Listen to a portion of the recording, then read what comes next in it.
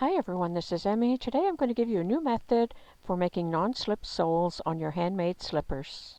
To make non-slip soles for your slippers, I'm going to use a bath mat, and I bought this bath mat at the dollar store.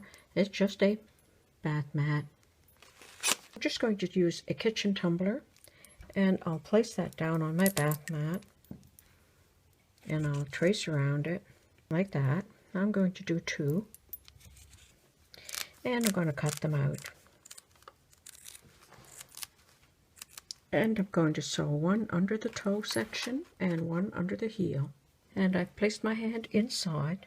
And you'll want to use some good strong thread for this. If you don't have strong thread, you could use dental floss.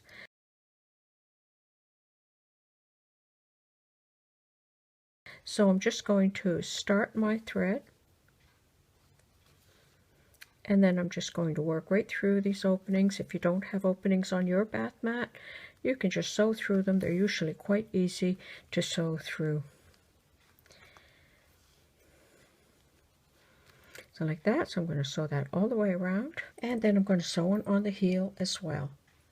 Now, I don't know how durable these will be, but they're bath mats and they're intended to be with water and standing, so I think that they will be quite durable.